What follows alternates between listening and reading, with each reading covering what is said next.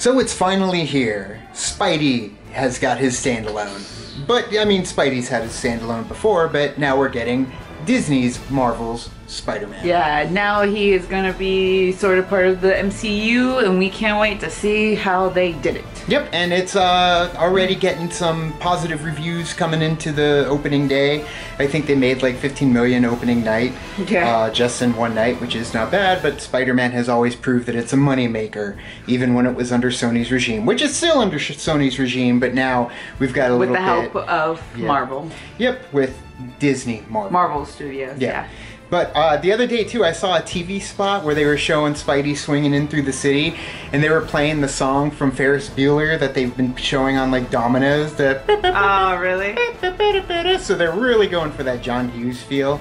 So I'm excited to finally get into the theater to watch Spider-Man. We will be seeing it in IMAX, and our theater has finally decided to add in reserved seating. So we may not have to rush there as quick as we usually do for other times. Interesting. Yep, and hopefully it's that way for Star Wars come December. But right now, it's Spidey. Godspeed, Spider-Man.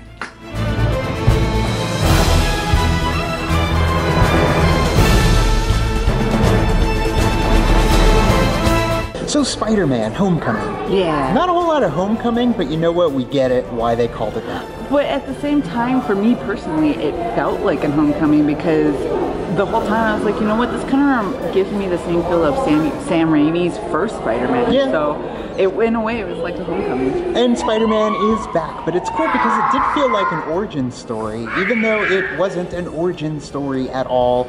It was kind of like Peter in his very adolescent, inexperienced way. A different way, different take on the origin story from the origin story that we already know. Yeah, so getting to build himself up as who Spider-Man eventually becomes, where Tobey just kind of, swung into Spider-Man and was already a hero to begin with. So, I mean, he could do all the crazy things, and this one, it's really trial and error when it comes to what this Peter Parker is doing. I loved what they did with all of him doing his thing, and again, it definitely reminded me of the first Spider-Man where he was going like, Spidey go, and like learning how to do, like all of his things, and in this one, it's the same thing, he's kind of trial and error, like you said. Yep, and the villains. Now, I do like that they had the villains all kind of connected together in a little troupe where it was the Tinkerer, the Shocker, and the Vulture, which kind of, it felt different because, the other Spider-Man, it was like that one big villain and here's another big villain, and they just kind of tried to share the spotlight,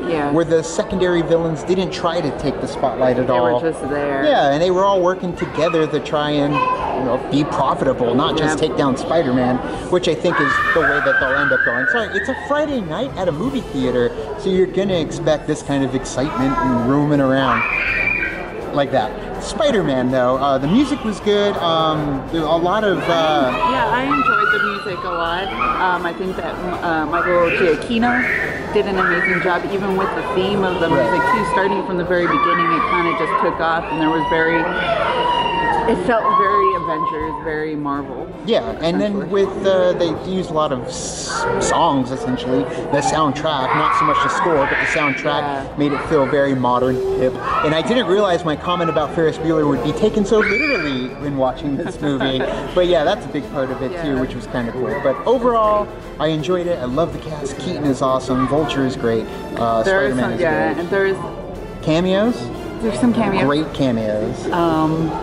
Yeah, you gotta go watch it before it gets and there's certain actors, like I'm not gonna say who it is, but the academic teacher, the PE teacher, like all comedic actors that we really enjoy. But there is a big one too, so go see it before it gets ruined for you. But other than that, for me, I would say like 4.5 out of 5 for Spider-Man. I enjoyed it, but I don't need to run out and watch it again. Yeah, I do 4.5. Yep, 4.5 So all in all, definitely. I'll go see it again, but I'm not like hankering like, oh, I gotta go. We saw it in IMAX 3D.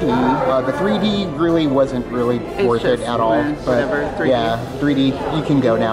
But all in all, the IMAX, the sound, it was a lot of fun. I enjoyed it. And it's funny because we're actually using the Spider-Man poster as our lighting backdrop. So other than that, check it out. We enjoyed it. Thank you guys for checking out our review for Spider-Man Homecoming. Yes, you can follow us on our Facebook, Twitter, Tumblr, or Instagram. All the social networking joints, you know where they are. And our Schmodown on Collider Videos website just passed 100,000 views, which is crazy. Yay, thank you for watching. Yeah, we are so happy with the reception as well that you guys had for that one. And then you can also check out a lot of the other videos we did this past week. There were quite a few of them. And then we're going to D23 next week, so you will see us there. Check out those videos when they drop. But all in all, Spider-Man, you did good, and we can't wait to see what's next. And until next time, now it's time to say goodbye. Bye!